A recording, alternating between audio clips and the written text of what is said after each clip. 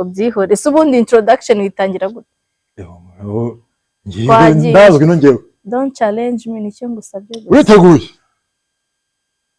nshaka nimero yego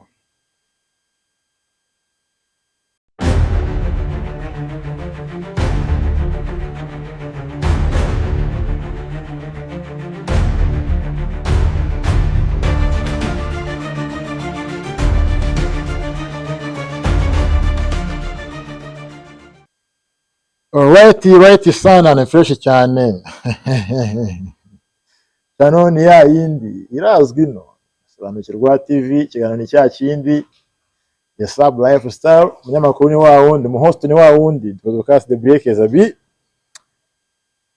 aho ni hahandi muri van 14 maze iminsi mbona complain nyinshi cyane muvuga yuko kabaha nimero idacamo nihangane hotel nyine z'abakiriya ariye cyo ubifite abagiye hanze nticemo ariko hano twabazana indi nimero ushobora gucamo ukayitelefona akabukinga umwanya wawe ni 0784599335 ni van 14 guest house ikorera mu karere ka Rubavu umurenge wa Gisenyi ifite branches ebyiri ifite branch inyuma ya gare ya Nyakabungo mu karere ka Rubavu mu mujyi wa Gisenyi kagiye branch iri muri Mbugangari right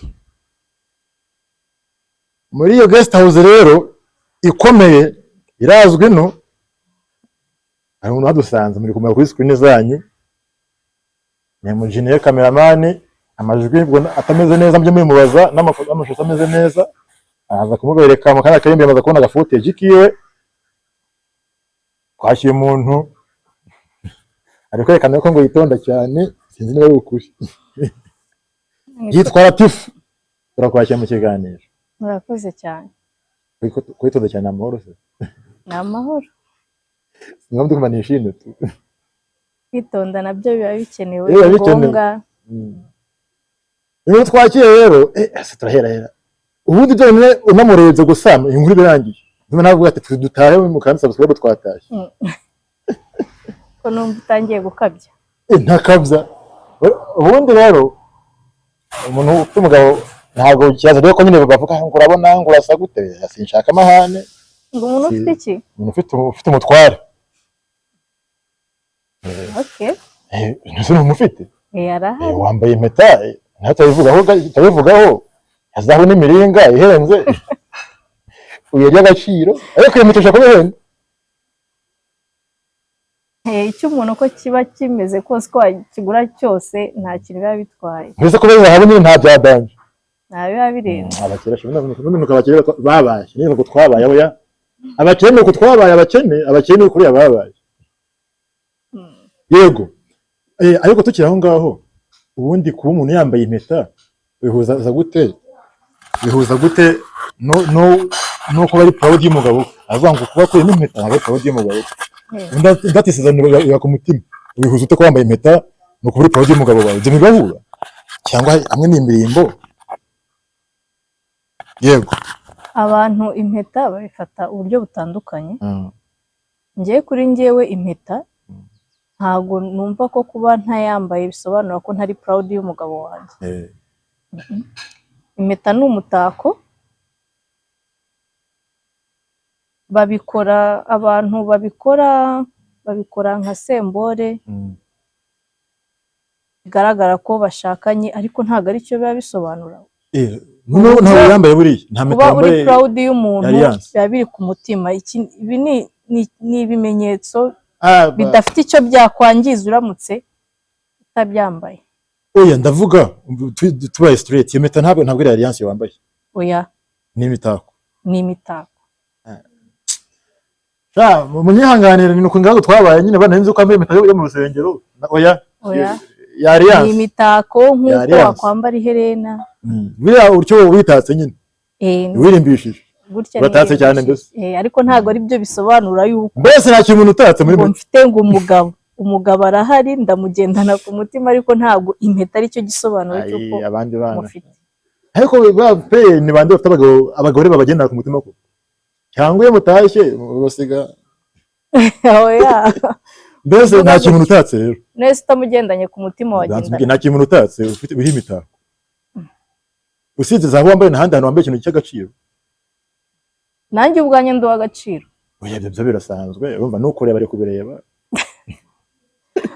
oya ntabwo wavuga yuko ibintu by'agaciro ari byo bishobora kugira umuntu yego nziza cyane yitwa Latifa tugiye kuganira ku ngingo zigiye zitandukanye mu buryo bugiye butandukanye mwari mukeneye n'ubundi kubona isura nziza nk'iyi ngiyi kuri screen zanyu urumva mumaze igihe mwakira amasura aya barapeye akaza akakurapira iki ariko ubu ngubu ntumwakiriye umuntu kumva aratuje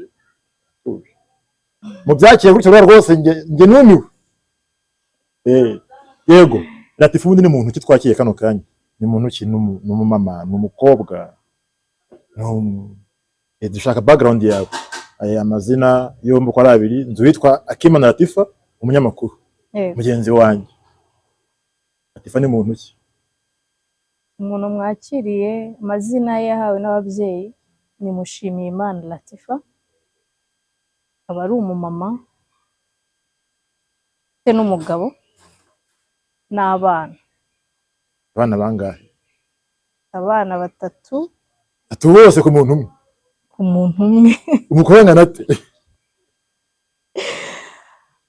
umukuru ntabwo ari munsi y'imyaka 10 ariko ikindi irimo gutya ari hejuru y'irindwi ari hejuru y'irindwi yayiga muri primaire yego mwaka wa kangahe wa gatatu cyangwa wa kane umwaka wa gatatu cyangwa wa gatanu oya imyaka yego ntabwo mbajije gutya ndi kubyibandaho cyane umuntu akurebye abona nyine ufite isura y'abantu bakiri bato mvuze ngo ni y'abana naba nikozeho gasoza ikiganiro ngomba ngo umunyamakuru wacu ngo hari umuntu waje kumukurikirana ati niko sha madamu mwita narumiwe uburanga ntabwo ari bwo busobanura yuko wabyaye cyangwa uri umumama n'imyaka nyine ukurebye nyine abona yuko ntabwo mukuze babyeyi ntabwo turi bato kandi ntabwo turi bakuru cyane ibanga ryo kugira twakwifatira imyanzuro ibanga ryo kuba mufite abana bakuru ariko we ukaba ufite isura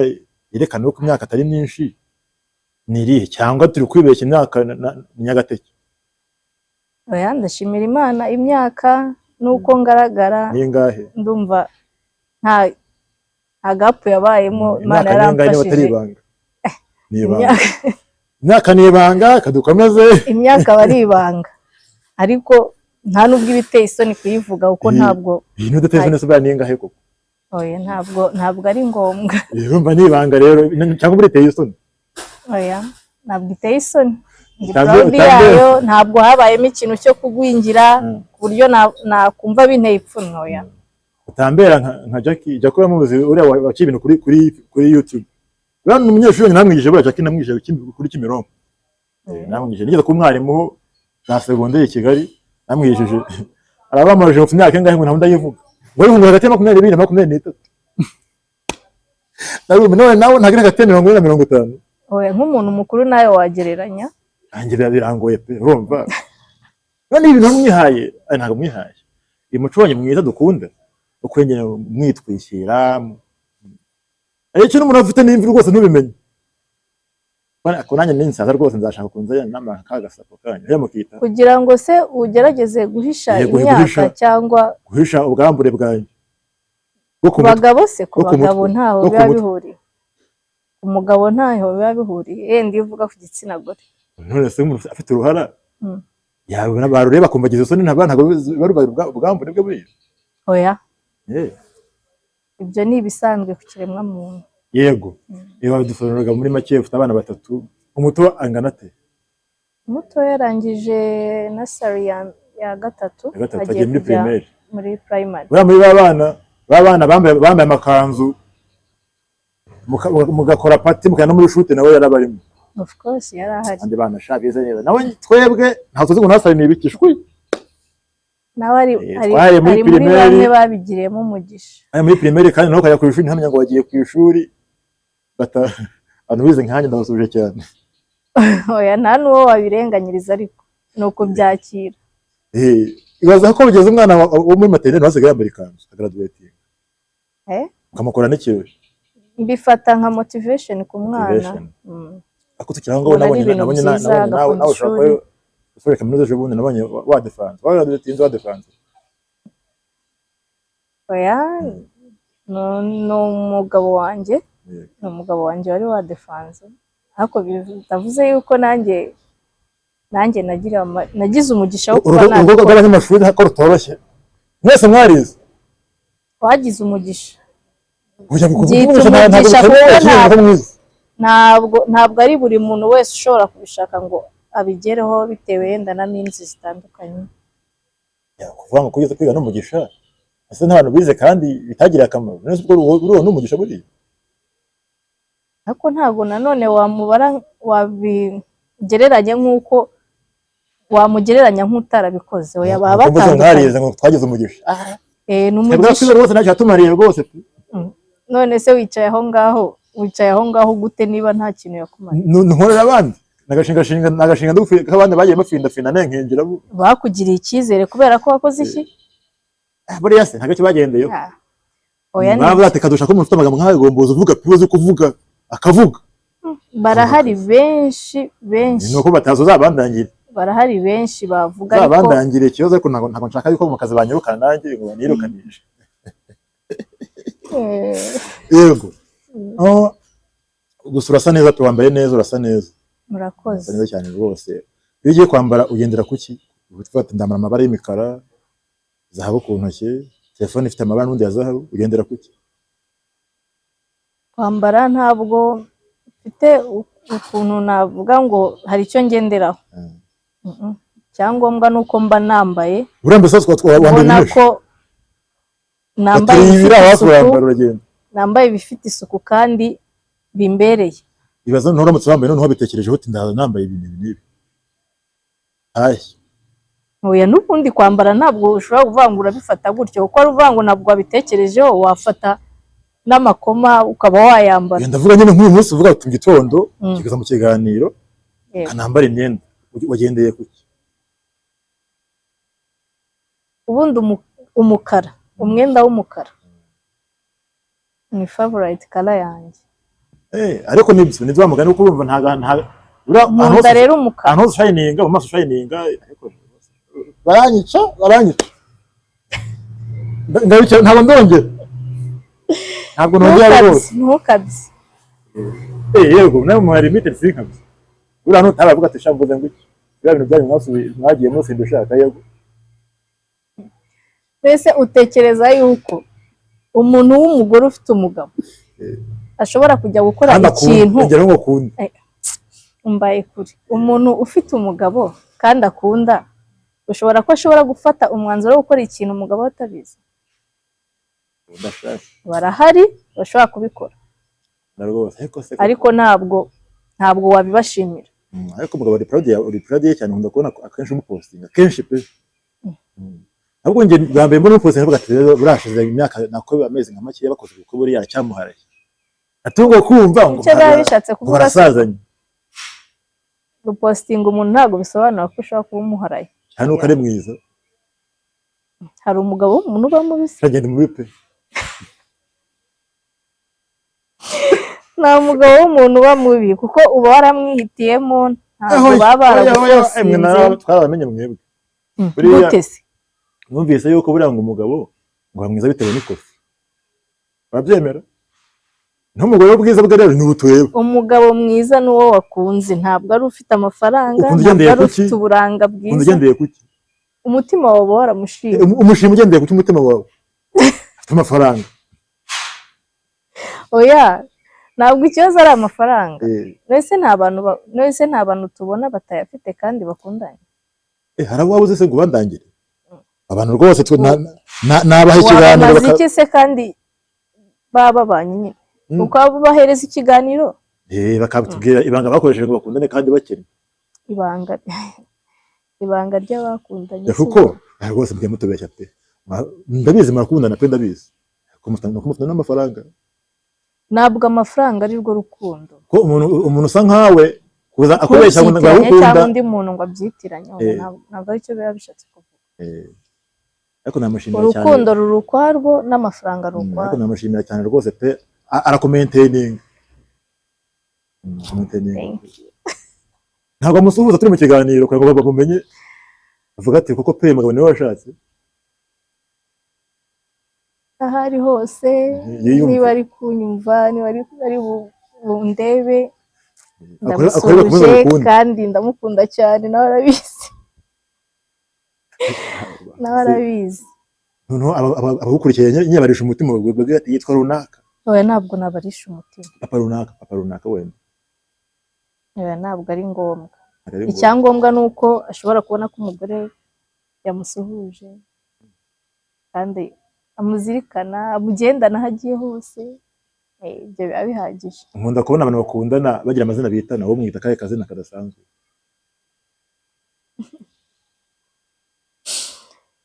Izina ridasanzwe nita umugabo wanjye. Umugabo wawe pe, buramuha mu bantu ati muhamagare, ati umugabo wanjye turagushaka. Oya ntabwo navuga ngo umugabo wanjye baragushaka. Turi classe, turi nabyo si bibi. Sweet honey, haje ibindi bintu bihera. Monalisa, Monamuru. Mbwira ko mwita vuga ati ngeye nuko mbyinjoye. Naturi banga. Aho urashaka ko nsharinga dusharinge abana nkatwe natwe menye ngo madamu zamwita gutya. Nibanga ryanjye. Ibanga ry'akazi. Yego. Nari nkubwiye yuko nkunda gukurikirana social media zawe cyane nyine, kenshi ndimushyiraho mwasohotse, yakuguriye utuntu tumeze neza.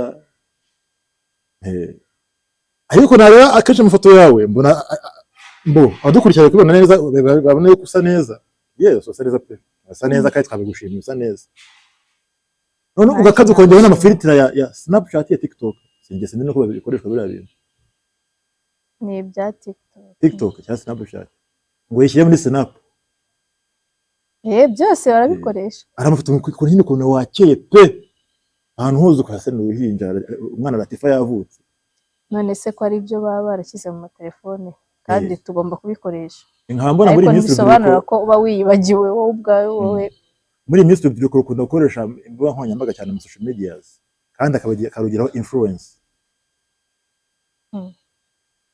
Nkamwe mubumva muri ababyeyi. Yego. Ufite abana, mu bana ufite barimo n'abakobwa. Yego, harimo umukobwa umwe n'abahungu babiri. Buri mfano n'umuhungu agakurikira umukobwa agakurikira umuhungu. Umukobwa ari hagati yabo. Naye murasa. Ugomba gusa uko ndi nyina. Ndavuga yego murasa. Nari ngivuga nyine mu bindi by'ibindi ko ntakambere ke sinshaka kwikora, sinshaka ibibazo. Yego umwana wawe tuvutewe ndabumukobwa nibyo biri niyo ika specific. Yego. Aramutse akoresha social media cyane, Snapchat, nta munyenge byagutera.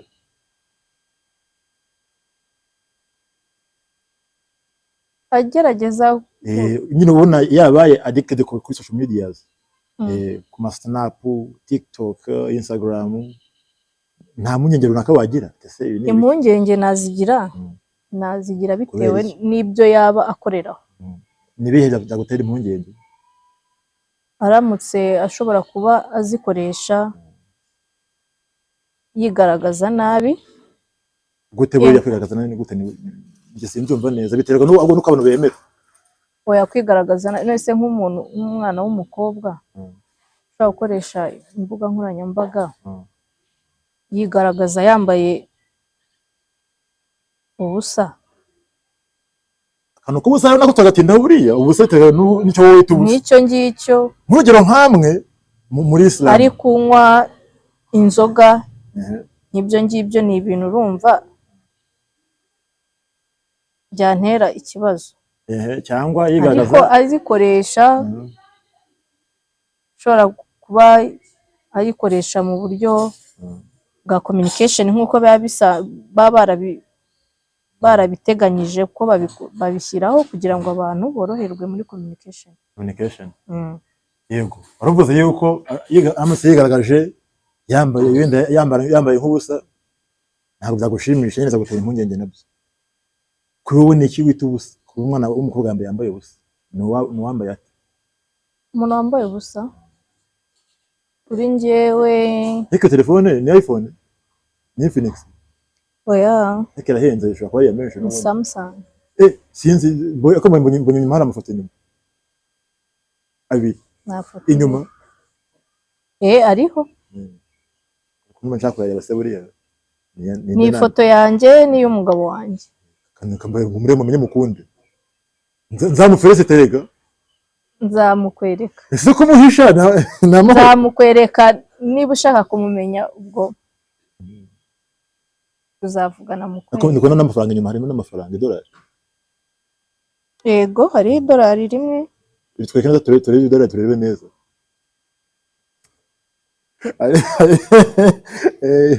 Hari idolari rimwe. Yego. Twari tuvuga nyine ku mwana w'umukobwa yambaye ubusa, wowe ni byari uvuga ko umwana w'umukobwa yambaye ubusa? Umuntu kuri njyewe wambaye ubusa, njyewe kwanza mpereye ku myemerere yanjye, ni umuntu utambaye ngo yikwize, yambara ibintu bigera ku maguru bihisha umubiri we. Ni ukuvuga ngo ikintu kigaragaza umubiri wawe mbibara nk'ubusa. Mbese nk'uko wambaye uku nambaye uba nyine cyo urikwije gutya ndambaye. Uramutse wambaye ikizamutse hejuru wambaye ubusa. Mbibara nk'ubusa kuko mu myizerere yanjye nk'uko nabikubwiye, turambara tukikwiza ahantu hose. Niyo uri mu rugo nuko wambaye no mu rugo? Oya, mu rugo iyo uri mu rugo ugerageza nyine nawe kwambara bisanzwe. Nshobora kuba ntambaye gutya kwa ko mba ndi mu rugo ndi kumwe n'abana, wenda n'akabutura wenda ngo wibohore, ariko oya nanone kwambara ikabutura imbere y'abana nanone ubu bereka ko ntacyo bitwaye. Nyine ugerageza kwambara ikabutura wayambara imbere y'abandi. Ikabutura abana badahari ko wayambara? Ndi kumwe n'umugabo wanjye nayambara. Bagenzi bawe baba mama bagenzi bawe se ntago akangura bati no muri siporo byibuze? Muri siporo ntago bisobanura kwambara ikabutura. Kwambara ipantaro nese hoya hari ibintu barazambara yego sibyo, ariko ntago gukora siporo bisobanura ko ari itegeko kuba wambaye ipantaro. Nese nshobora kwambara ipantaro sibyo, hejuru ugashyiraho ikanzu, hejuru nkaba nashyiraho undi mwenda utari ipantaro, ndekuye ikanzu se ni siporo neza cyane. Siporo se ni iki? Siporo ni iki? Siporo ni umwambaro cyangwa siporo ni ikintu urakoresha umubiri. Nese nambaye ikanzu ntabwo umubiri ukora? Nambaye ipantaro umubiri nibwo wakora. Nyine wishishaka nyine kujya mu gym cyane ngo uryemo. Oya barabyambara. Akora siporo yambaye koko ijipo cyangwa yambaye ikanzu hejuru. Kopeja kopeja. Nakubwiye ngo siporo ni ushaka kuyikora wakwambara ikintu cyose gishobora kuba kitakubangamira, yuko ushobora gusimbuka cyangwa kwiruka, kandi ikanzu se ntabwo wakwiruka nkambaye ikanzu. Ujya ukora siporo wowe? Ndayikora. Yikora wambaye iki? Nikora nambaye training. Ipantaro n'ishati n'umupira wayo. N'igikompre cyayo. Ari jipo ari ikanzu cyane hejuru yayo? Ntabwo nishyira. Ntabwo yishyira. Ariko nakubwiye ko gukora siporo si umwambaro, ntabwo ari itegeko. Ariko nyambaye nyine kubohora. Nese nk'ugiye ugiye kuri piscine koga mu koga ku mazi, wajya wambaye ya pantaro yawe. Nakubwiye ngo fata siporo, ufate koga nabyo ni siporo sibyo. Ushobora koga wambaye ikanzu. Hari imyenda yabigenewe abantu bashobora kuba badafite ubushobozi bwo kuba bayigura, cyangwa itaragera yenda mu bihugu abantu bashobora kuba batuyemo, ariko akenshi biba bihari. Nese nta bantu ubona niba ari umunyamerika kazi ntabwo mbyibuka, ni umuswima kandi yoga yambaye yikwije guhera ku mutwe kugera ku maguru aba yikwije usibye inkweto akuramo. ariko umuntu Ariko nkubona abazaje muri aroga komanteri niba postinga kuri social media bazari muri komanteri rero abantu nkatwe baraza nkatwe muri komanteri batumya cyaro pire kabombo. oya we icyo abashaka aba yarakigezeho, naho icyo umuntu yavuga ntaho biba bihuriye. Uriya bashaka bo yankikira urambara training ushireho icyayo ushatse unarenzaho, hari imyambaro tugira bita jilbabi, ikintu cy'ubufunze gutya. Uyu ni umwitero usanzwe bifashe gutya mu maso, ahandi irekuye itagira amaboko, hari n'izigira amaboko ninjye nzibona. uwo mwambaro urawambara rwose ugakora siporo ntugire n'ikibazo. Yego tukiye kuri social media ko abana bazikoresha. Ari cyo umwana iyo ari nko ku ishuri muri boarding school muri interne nta control bumufite bunini cyane, ari mu biganza by'abayobozi be ntago bumukontorora. Ari cyo ashobora kugaruka no mu rugo hari influence yagize. Sinzi aho turi kugendana neza. Ndakumva urumva nk'ubu bamutraininze mu abayisilamu batugiye wambara utya wikwije, sinzi nuko mubyita ibyo mwita ngo cyo ko wikwije, sinzi uko mubyita duta sharia nabyo icyangombwa ni ukwambara ukikwiza. Oya ndagira ngo nyine tugenda nyine batanseka bagenzi bawe bakanseka batwara mu rugo. Oya koresha ururimi umuntu wese ashobora kumva akanasobanukirwa ikintu uri kuvuga. Oya uvuze kwambara kwikwiza biba byumvikana umuntu wese ushobora kubona. Ese ntushaka ko yuko mu rwego wanyu pe ntubishaka? Oya ni karibu rwose, ariko ntabwo kuba nakubwira iryo zina ari byo byahita bigutera kuvuga ngo uraza mu dini. Oya ushobora kuvuga nkumva ngo akantu ka sharia nkumva ati kameze neza kambwiye jibabe wow kavuga n'akandi kantu ariko nzaza kukuye mu kitsi cyane ntabwo byemewe kukuye mu kitsi muri Islam. Ni ukuba umushyitsi subwo cyangwa ni ukuza ahubwo buriya umuntu aje nyine azaje mu dini azanye naje ntazo kuvuga ngo azasubirayo. Ese ubwo wavuga ngo uraza kumbera umushyitsi ngo ejo uzaze ngo tujye gusari nurangize ngo ejo uzasubire mu rusengero ngo ujye ngo gusenga ngo aho wambere umushyitsi. Ubushyitsi ni mu rugo wansuye, ariko ntabwo ari ubushyitsi mu dini se. Muri mosque ntabwo umuntu abera undi mushyitsi, nyine aza yamaze gufata umwanzuro. Ushobora kuba wareba ngo bari gusenga ariko ntabwo wakwinjira ngo winjire mu musigiti utagiye gusenga, keretse yenda ari kuvuga ngo yenda biterwa n'ikintu waba ugiye gukora. Yenda uri nk'umuyobozi ushobora kuba ugiye kuganiriza imbaga y'abantu bari aho ngaho, yenda ariko akinjira mu musigiti pe ari umukafiri mukamwemerera. nakubwiye ngo biterwa n'umuntu wari wese ari umuyobozi ashaka kuvugana n'abayisilamu, ntabwo yemerewe kuvugana bashobora kumwereza ikaze mu musigiti cyangwa akabikorera hanze niho heza. kugira ngo maze nze banseke aramukafiri sashaka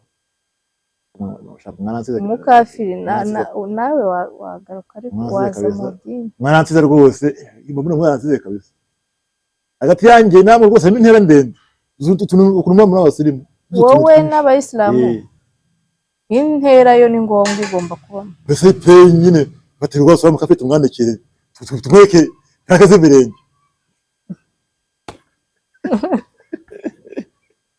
Ariko rero ngira ngo ariko urasika kwirakaza kandi ababiri bamukubira yuko nyine bumva no gusika muri kamera bisa neza, bumva hana abazi haza basura akanga abana.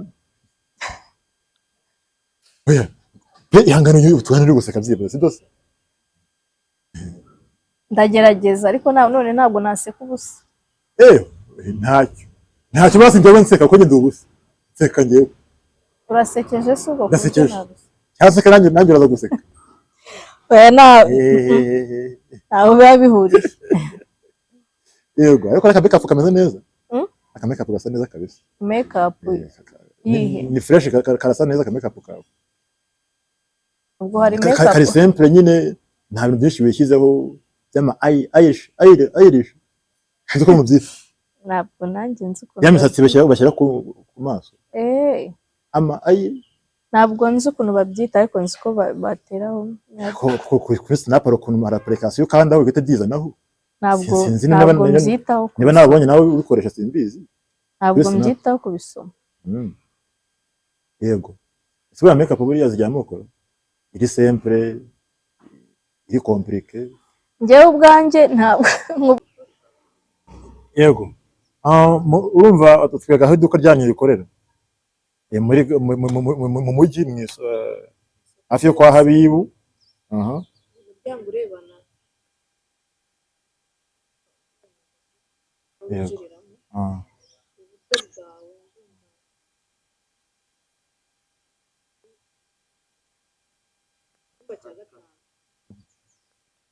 Yego, tubwiraga nyine aho umuntu yasanga iduka ryanyu.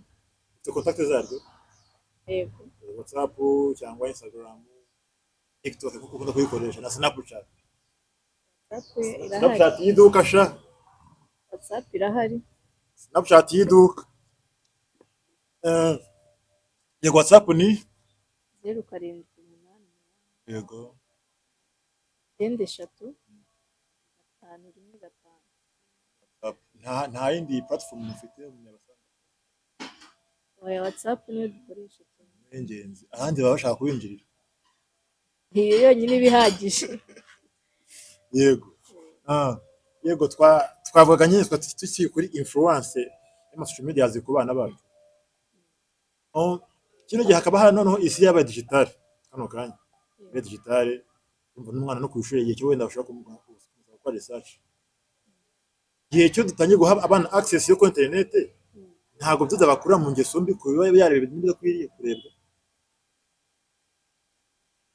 Biterwa n'umwana uwo ari we nuko yakuze, nuko yarezwe n'imico aba abonera ku babyeyi be.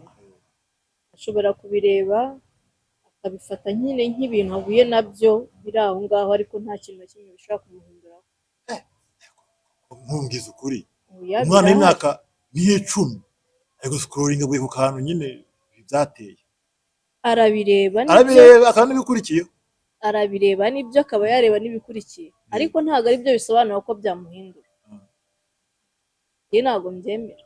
Mpamvu uvuga gutya urabona ura Islam yo mihanga ntabwo ndi kubasira cyane ariko culture ya Islam ukuntu nyine behavior baplan bashaka ko mugenderamo ari ukuntu isi yo hanze izigonga cyane iyo ndebye. Urumva nyine abamama bitware gutya na gutya bacanga ahana mwambare gutya mu bihugu gutya no ku mashuri nuko bimeze ariko isi turimo noneho yose uko imeze ahubwo yahaye umugore ijambo. Yego, navuga yuko rero ukuvuga ngo ntabwo byamugera influence. Umwana mugira influence pe, igihe influence kabone nubwo yaba yatoje discipline ngana gute ko influence ntabwo nk'utubwiza ukuri. Nakubwiye ngo ashobora kubireba nibyo ariko ntabyiteho rwose akaba yabireba. Mwese bangahe se babikora? Nk'utubwiza ukuri ari ibyo ari ukuvuga ngo buri wese arabikora nawe usigaye. Nakamugiye utwibira nta munsi urabona comportement z'umukobwa wawe gate mwana rwose ntago ari ngero rwose ntago ari ngero mwije sinzabikuye rwose ntago birakubaho. Oya, aracyari mutoya ariko nanone ibyo akora ntago iracyari kare mbese nta turabona ni ibya akora ibisanzwe nk'iby'abandi bose. Ese muri make akina iby'abana nta gikuba kirakira. Imana izanabimuriye nyine aba ari uguhoza isengesho uramuganiriza ariko ukanabyereka n'Imana. Burya hari igihe Imana igira gutya ikamugenderera igatangira kumwereka ko ibintu yari ari kwinjiramo yinjiragamo atari byiza akaba yagaruka hakiri kare bitaragera kure. Ntabwo wowe ubwawe wabyishoboza.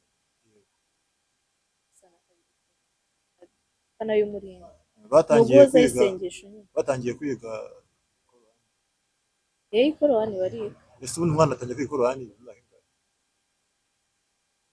Umwana watangiye kuvuga bamuganiriza kujyayo ku ishuri aho ngaho kuba yakwemererwa kujya ku ishuri. Imyaka n'ingahe? guhera ku myaka itatu aba yavuga ikintu akacyumva, yumva n'ubundi ni nk'amashuri asanzwe bitangira amemoriza, akamenya kuba yafata ikintu mu mutwe. umwana wese wavuga amaterineri akayijyamo n'ikorani yajya kwiga nabo bajya amashuri se mu wa mbere mu wa kabiri ukanajya mu wa gatatu siziyemu. oya keretse iyo ari ishuri risanzwe yenda rya kisilamu ushobora kuba babifatanya akaba yakwiga idini n'ishuri risanzwe nibwo wabishyira mu magrades. Yakwiga idini ariko ishuri kuko rawani ntabwo habaho mu wa mbere mu wa kabiri, ni ukuvuga ngo uko ugenda uva ku kintu kimwe ujya ku kindi niyo ntera, ntabwo wari ukuvuga ngo wavuye muri uyu mwaka. sinzi niba hari aho biba, ntabwo nzi sira, ariko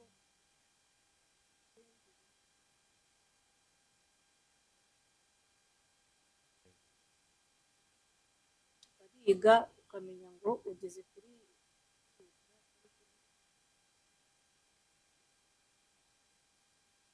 yego. Nyuma sound biba byagoranye cyane, bikurikirane sound biba byagoranye cyane kabisa. Nizere ko nimbaza rwose mubaze bya sound ntabwo biba bindeba, mbwiye ikiganiro cyapfuye nabyumva, ariko amajwi n'amashusho ni ibya NMG. Yego fresh cyane.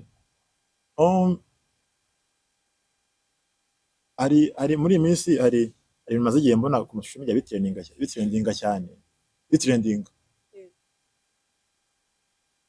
n'ubundi ntabwo birajya kure ibyo twavugaga by'umuco uko umuntu agaragara, ngo bigeze n'umubyeyi yishimiye ko umwana we abicyamamare ku mbuga nkoranyambaga.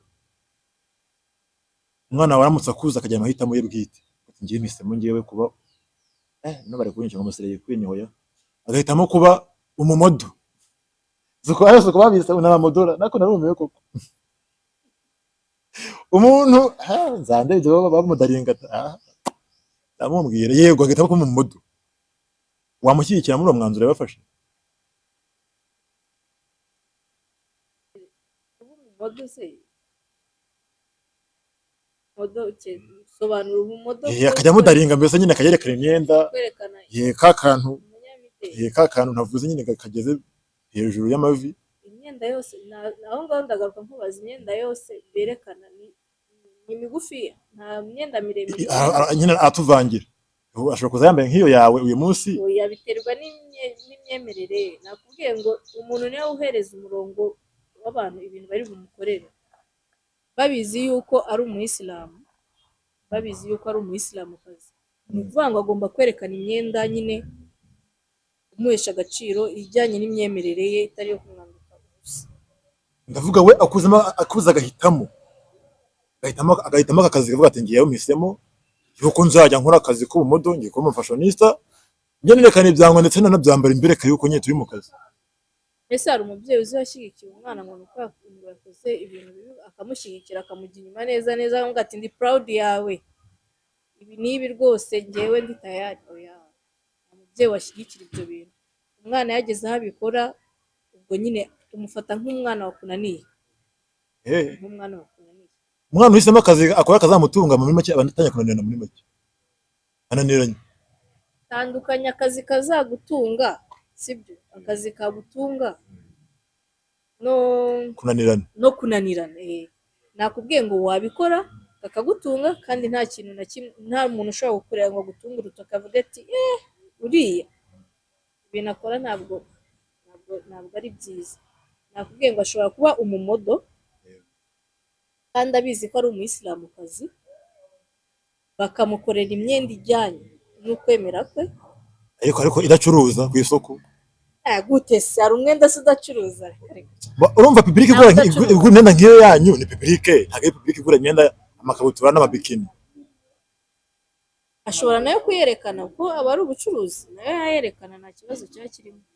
Okay, tugenda neza. Muri make ushobora kuba ubikora nk'akazi, ariko ku ruhande ufite n'imyemerere yawe ntacyo bitwaye. Akazi kose wagakora kadafite ahantu na hamwe gashobora kubangamira kubangamira rero naho turumvikana neza kubangamira. ushobora kubikora ukambara imyenda iguhesheje icyubahiro n'akazi kagakorwa neza ariko batagutegetse, aho bagutegetse ukaba ari ukukubangamira. Iyo bakubangamiye rero ntabwo wabikora, wabihagarika, wahitamo kubihagarika kugira ngo ubangamire. Yego, urumva wavukiye muri Islam yikuriramo na kano kanya nyine wayivukiyemo. Yego, ntabwo wagiye wumva wakira ama feedback yo ku ruhande avuga yuko Islam hari ukuntu ikabya?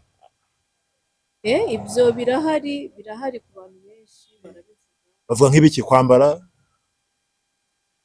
Bavuga ko badutegeka, ariko neza ntabwo tubikora ku bushake bwacu. Neza koko ntago ari ukuri.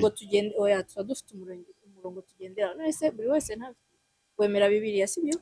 Cyane nanayipfira buriya. Igitabo kikuyobora sibyo? Nanjye nkemera Quran ko ari igitabo, ari wo murongo ugenderaho. N'intumwa Imana Muhammad, Imana imuhe amahoro n'imigisha. Ni ukuvuga ngo icyanditswe kiri aho ngaho muri Quran utiriwe unambwira ngo kimeze gutya, cyane ko dukura tubyiga tubibwirwa, urumva. Ntabwo rero umuntu yagufosinga kwambara ikintu, ntabwo umuntu azakubwira ngo ndavuze ngo ambara gutya kandi ubizi ko ari itegeko, ubizi ko ari itegeko ry'Imana ugendera. Ntabwo yakubwira ngo hari ababyambara benshi, ngo hari ababyambara ngo kandi ngo ku mutima ngo batoroshye. Mwese koko sibyo? Buriya imyenda ntizagushuke.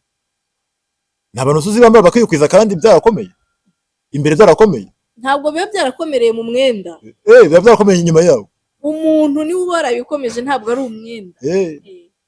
Abantu byakomeye rwose turabasuhuje. Umwenda wawambara, imico y'umuntu n'umwenda ntaho bihuriye. Gusa ariko hari umwenda wambara ugahita ugusobanura uwo uriwe, ariko ntabwo kwambara nk'umuntu wambona nambaye uwo mwenda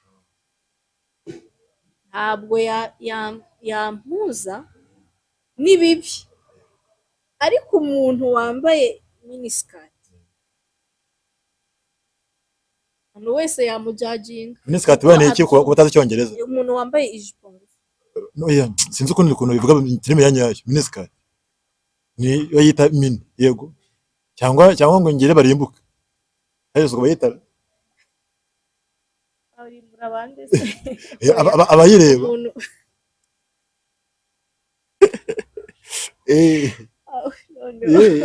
Ntabwo byoroshye. Byakora bite kandi nyine babikomeje byabaye. Oya no ngenje mbagira ngo nyine abadukurikiye umwenda tukarifanyinga ibintu. Tukiri ku mwenda, tukiri aho ngaho.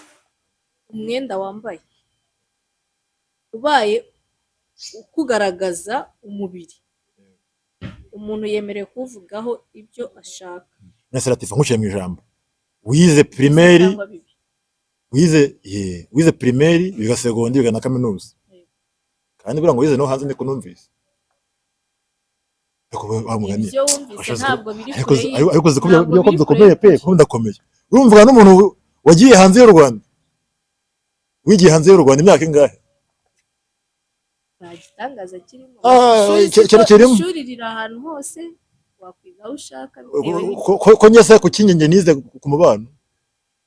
Aho wahitiwemo n'ababyeyi. Njye wahitiyemo ko bitewe nuko nabonaga ari bo hankwiriye. Oya, ntabwo bavuga ko ariho hari hagukwiriye, kuko ibigo byinshi birahari byiza kandi bitandukanye. Ni ukuvuga ngo wenda biterwa n'ubushobozi mwari mufite, sibyo?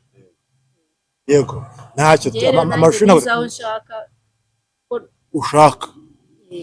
Hanahenze ndetse. Aho nahitiwemo. Ndetse hanahenze.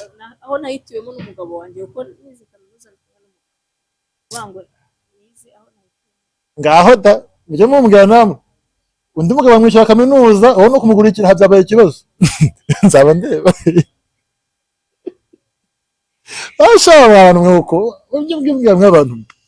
ugiye hano washaka amafaranga ntubyumve abandi bana mugabo bamwishyurira kwiga hanze shaho none wowe uri kurira ngo ariho mubase mwabaye no hanze burya ariho muba ntabwo wakwiga se burya mama nase umugabo yakohereza ngo genda wige hanze nagatanga mu gihugu ngomba kuba muri kumwe ese ubundi hanze hari mu kihe gihugu harya Tanzania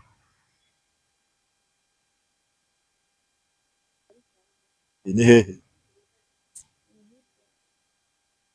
hirya Tanzania hirya East Africa gato mbese icyo gihugu mwajya ntabwo ari cyo muri East Africa reka nkorohereza East Africa ni ibihugu hirya byabaye bitandatu ubu ngubu u Rwanda Uganda Congo Burundi Tanzania na Kenya ariko ni ujyanye n'undi hirya yaho gato Ethiopia bihuje umupaka n'ibihugu na bimwe mu bihugu bya East Africa Ethiopia ntabwo uri kure Ethiopia umva ko dufite abantu bakomeye kano kanya rero nemuje ari kwitsama mu mwihanganire fresh cyane ni yacu nitagikatinga ubu nk'ibisanzwe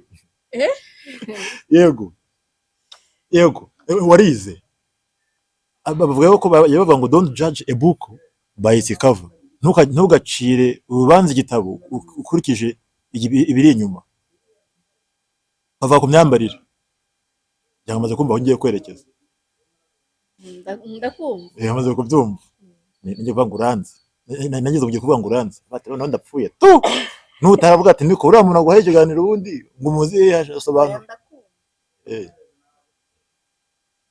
yego twavuga wareba umuntu wambaye nyine izo miniskirt twavugaga kuvuga ngo uyu nguyu ni iki nabwiye ngo umuntu yemerewe kuvugaho icyo ashaka ariko bitewe nuko wambaye bitewe nuko wigaragaje abari mukuri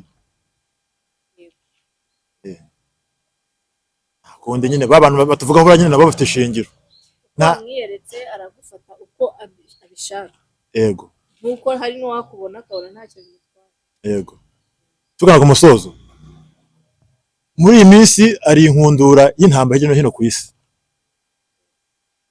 intambara z'Uburusiya na Ukraine Congo na M23 mukana ndikumva indirimbo ya Apple Trend Malaika Sci-Fi uko ama Sci-Fi harimo n'umuhungu wacu hano bavuga yitwa Joss Kid harimo na Kevin n'abandi bose aho n'umushayi Kevin avuga ngo nyizi Faransa ND3 ngo discipline nk'iya M23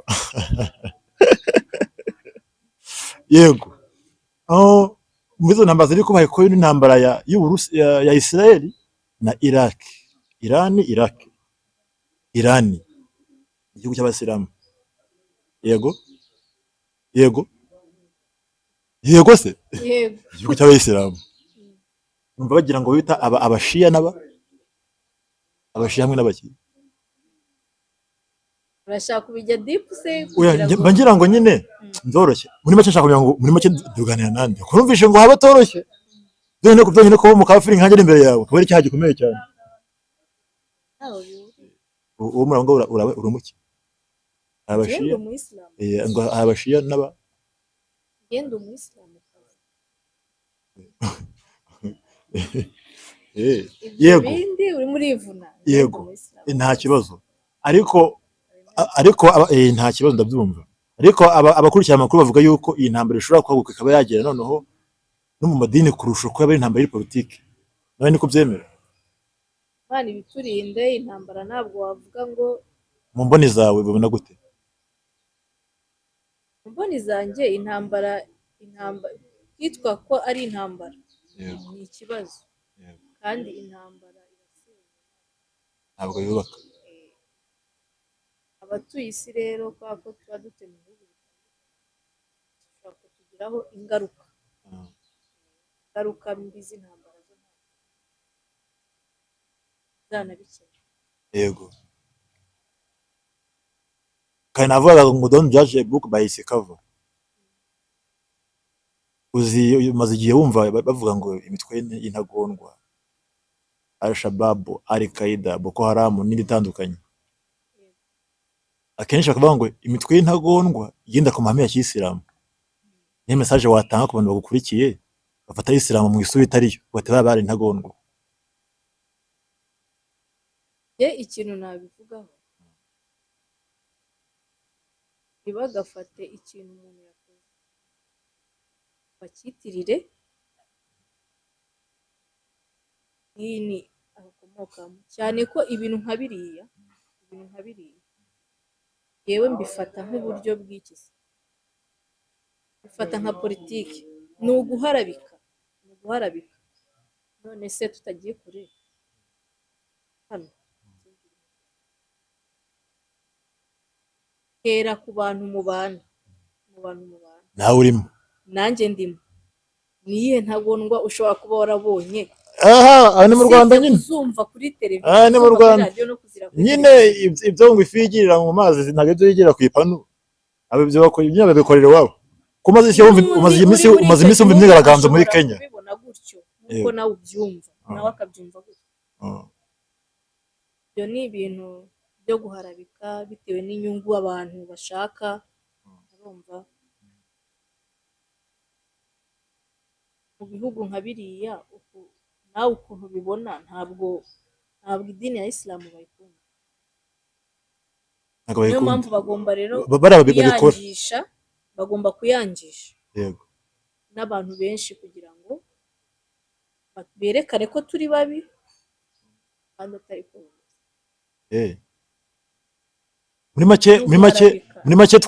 muri make twakira amakuru atariyo, ntabwo wakabaye ureba amakuru ya kure kandi nawe ahantu uri abo bantu bahari. Fata urugero kubo mubana, ni bangahe wumvise ngo biturikirijeho ibisasu? ni hano muri Afurika no mu Rwanda. Ni bande wumvise ngo bagiye ngo mu kigo runaka bica abantu aba nabo? ariko wakumva babikora ugasanga nyine murabo ngo babikora n'abasilamu ntabwo mbyemera, nubwo harabikizina ntabwo ari ukuri, nubwo harabikizina njyewe niko mbyemera 100%. Abangisha abantu idini runaka bitewe n'inyungu runaka babifitemo. Naho ubundi Isilamu ni idini ryiza, unarikunze waza tukakwakira. Ariko mwambwiye ko mutakira abashyitsi nyine, mwambwiye ko mutakira abashyitsi bumva nyine ntagondwa nkuko babitwita. Nge numvaga bati wenda umuntu yazahagera akareba ibyo ari byo kazakorera umushyitsi yabishima akazagaruka, ntabwo ntabwo byabishoboka. Hari ibiganiro abantu bakora, hari ibiganiro dukora bita muhadara, uvango bishobora guhuriza abantu hamwe, ahantu runaka mukaba mwajya kumva ibyo biganiro, kuganira ku magambo y'Imana yakunyura, ukaba wasobanuza mu buryo bwimbitse, bakagusobanurira, wakumva bikunyuze ukaba wasaba yuko baguhindura iki. Yego. Muri make rero murumva ko twakira amakuru atariho ivumbi kano kanya, ubundi ni mukuru avuye mu nda y'isi niko bakunda kuvuga. Ahantu babeshyira Isilamu ngo biturikije ibisasu, ibyo ntabwo ari ukuri, ni ukubeshya ngo ni ibintu byanyu ngo byite ngo mwihimbiye ukuri kwa nyako, bari kubabeshyira. Oya ni ikinyoma, hera nakubwiye ngo wijya kure y'ibana nabyo, hera hure. Fata urugero rw'ibya kure kandi naho uba abo bantu bahaba, ese ninde wigeze ubibona? Nusanga ntawe, icyo kintu ari ikinyoma, kuko ntabwo abantu bagomba ngo gukorera ibintu bibi ngo mu gihugu runaka kandi n'abandi no mu bindi bihugu bahari. Icyo ni ikinyoma. Yego. Yango barasi ibyo ngibyo buriya ni message wagenera abadukurikiye kano kanya.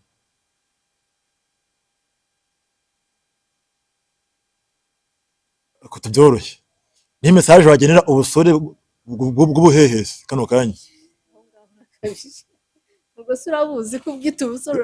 Ko nta ntese bwawe ntibujura bubaho da. Bubaho burahari. Uri gukoresha imvugo navuga ko ari nziza. Imuzi twaje. Bavuga abasore cyangwa iki ariko ubusore. Abasore b'abahehesi. Guheheta ni iki? Simbizi ni kumva nanjye bambwira ngo baramuntu baraheheta, sinzi ngo abari ibiki.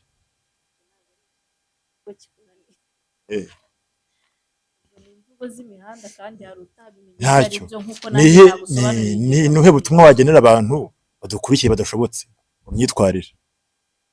ikintu nabwira abantu bakwibuka ko ari abantu, ko umuntu ava mu ndi, ko niba uri umuntu hari undi uzakuvamo uzabyara se. Nagize uvuga ngo nyine yuko umuntu ashobora kuguhinduka, Oya, yuko inda ibyara umweru na muhima. oya, yuko umuntu ava mu ndi akaba yakwitwara neza mu rwego rwo kurengera abazamukomokaho. Yego. Gerageze kwitwararika kugira ngo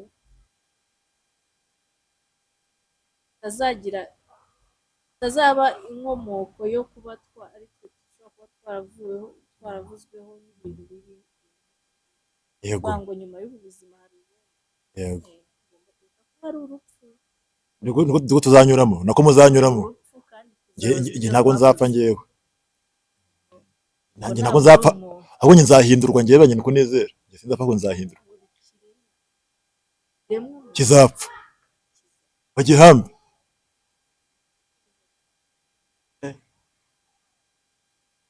Yego. Yitwa Tifa. Dore ikiganiro cyiza cyane uyu munsi kirekire n'ubu cyari kigiye ama challenge menshi. Mu tuntu twe dusoza minota 5 ya mbere dusoza. Ni ryari uheruka kubeshya? Kubeshya mbigambiriye cyangwa Just kubeshya gusa. Kubeshya. Ndi Kigali kandi uri Nyamye wenda uri Nyamata. Ntabwo byibuka abandi byinshi cyane. Buriya biba kenshi buriya. Oya. Ahubwo ntabwo biba bihari, niyo mpamvu nabuze ahantu ushobora kuba nabi. Okay, ubwo nta bihari. Ni ryari uheruka nziza ntabwo ari umuco mwiza kuba wavanga ugiye kubyibuka. Niba warabeshya ko warabeshya ariko ntabwo ari byiza byo kwibuka. Yego, ni ryari wagize ubwoba mu buzima bwawe? Yego. Umwana uheruka wa mbere. Yego. Byanteye ubwoba. Ni iki udakunda kurya mu buzima? Utarya. Yego.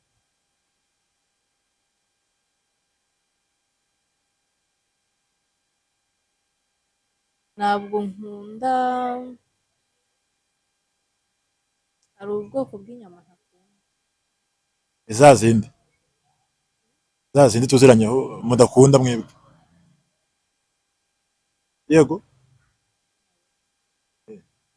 Buraso nta kibazo gutwara ziriya. Oya, ziriya zo sinshobora no kujya ahantu okay. Yego.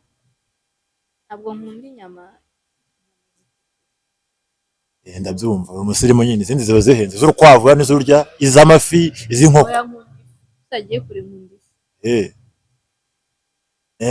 Ubwo none umwakira uzamutekera ifi, mutamutekera ifi uzamenye ko atajya avuga ati uyu muntu n'umutindi kabombo. Turagushimiye cyane. Murakoze nanjye ndabashimiye. Abantu message ijyanye naho ukorera, usibye kuba ucuruza byangwe, akandi kazi ko ku ruhande. Akandi kazi ndagakora. Uri proud yako wenda watubwira ko tari proud yako ko ntukatubwira. Ugomba kuba proud y'akazi ukora kuko ejo nusonza ntabwo. Yego, nakahe? Ndi umwarimu kazi. Yego. Inshuke. Bayita ngo iki? Yego. Ikigo bita Wise Way Maranatha School. Hereye hafi ya radiyo y'abaturage. Yego, kuri Serubavu. Serubavu, yego. Ikigo kiri inyuma y'umusigiti. Ahahoze Esige. Yego, murakoze cyane. Ikiganiro ni cya kindi mukunda muri benshi, The Sub Lifestyle. Channel yanyu Sobanukirwa TV, nende wa wundi Podcast Kezabi. Mugire umunsi mwiza.